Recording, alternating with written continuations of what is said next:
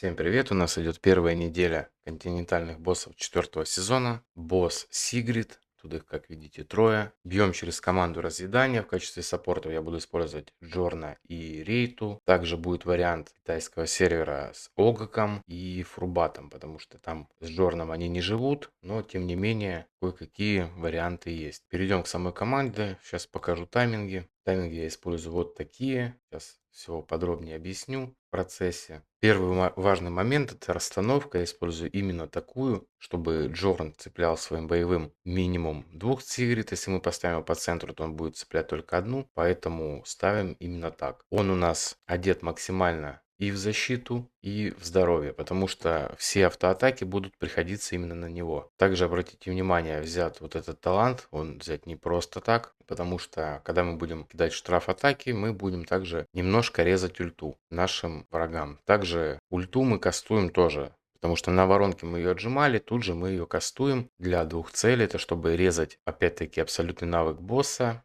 и активировать вот этот мифический шмот. Это еще один момент. Далее, мы будем почти весь бой находиться под штрафом точности, поэтому здесь точности выжимаем как можно больше. У меня даже вот броня стоит на точность на Джорне, потому что ее просто не будет хватать. Вот даже от данного количества можно смело прям отрезать половину, и того мы имеем 150 по факту, потому что именно столько у нас будет находиться в бою. Ну, плюс связь стихий, плюс вот этот талант, и того выходит где-то 180, вот так, что в принципе Джорну хватает. Также за счет того, что мы будем использовать ультимейт, поэтому целесообразно поставить еще вот этот сет ему. Но, как я уже сказал, не забываем про выживаемость. Также ускорение максимально выжимаем. У меня руны стоят вообще, но тут хотя бы ладно на здоровье, тут пришлось ставить на атаку просто из-за того, что идет ускорение. Собирать в сопротивление тут кого-либо смысла нет, потому что Сигрид все это дело будет игнорировать. Второй важный момент, так, я уже вроде говорил или нет, не помню, что ставим наших ДДшников, которые рейндж, ну и рейту тоже ставим, в задний ряд, чтобы именно все автоатаки летели в Джорна, да и вся противная вот эта фигня летела именно в Джорна. Шмыгли у нас будет находиться в инвизе почти весь бой, поэтому ему особо там прилетать и не будет. Также еще один важный момент. Я заменил одну шмотку, я поставил именно топор, потому что он наносит, увеличивает именно зональный урон, и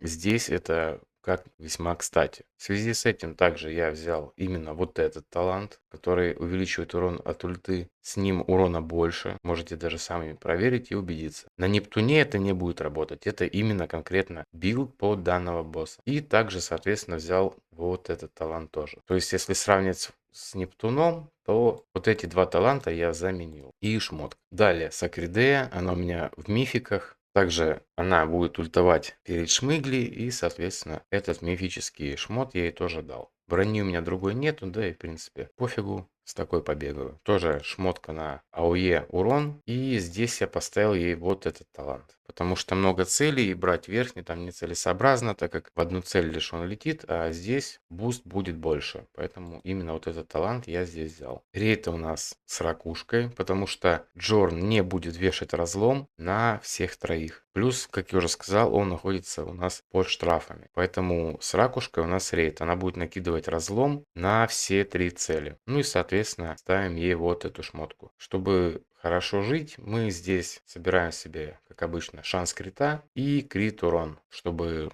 наша хилка как можно больше отхиливала. При таких статах просто с 0 хп выхиливает на максимум. Соответственно, сделаем вывод, что тут даже больше, чем нужно. Точности мне, в принципе, тоже хватает. Бронька на атаку. Ну и, в принципе, вот как-то так. Такие вот статы и такие вот таланты у меня взяты. Ну и, собственно, рук ничего не менял. Вот какой он у меня стоит на Нептуне, такой он у меня здесь и есть. Поэтому вот как-то так. Не знаю, что там будет на следующих неделях. Пока что это сомнения у меня по поводу этой пачки. Возможно, Лильвания сможет ее перегнать, а возможно и нет. Сегодня вот думал утром, что буду бить призывом. В итоге поменял тайминги вот на такие, как сейчас есть. Ну и некоторые нюансы применил. Урон подрос. Поэтому, возможно, все-таки буду бить через разъедание на первой неделе. И что по поводу Огака. Сейчас приведу пример именно с китайского сервера. Там будет рук на третьей пробуде. Поэтому обратите внимание, что урон именно у Рука плюс 3. Соответственно, если он будет на 5 пробуде, то урон будет больше. С Джорном они не живут. Что касается его таймингов, то нам придется выставлять перед ультой. То есть он накидывает штраф атаки, Сигрид ультует, и мы, в принципе, выживаем за счет только этого. Потому что с боевых урон не особо большой, но когда прилетает вот эти все ультимейты, мы начинаем умирать. Все, поэтому с Джорном мы не живем.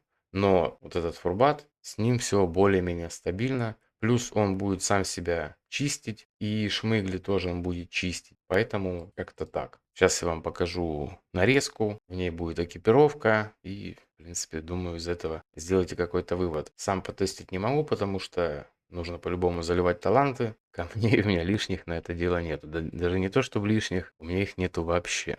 On the ride, rolling through decay. Toxic wind where the enemy stay. Rust on armor, venom in veins. Corrosion heroes breaking the chain. Shingly laughing, blades in the mist. Quick little shadow you barely can miss. Security whisper, curses deployed. Every clean strategy instantly voided. We move in silence, right in the air. If you see us coming, say your last prayer. No shining armor, no holy light. We win the war in the edge of the night. Corrosion rising, kingdoms fall down. Ashes and poison inherit the crown. You call it dirty, we call it fate. Slow death ticking, it's already late. Oh God, healing with monstrous grin. Green unknown power under the skin. Not pretty magic, but wounds disappear. Вот, короче, как-то вот так китаец у нас решил собрать. У кого, в принципе, какие вопросы есть, пишите в комментариях, либо в телеграм-канале. Всем спасибо за просмотр. До скорых встреч. Всем пока.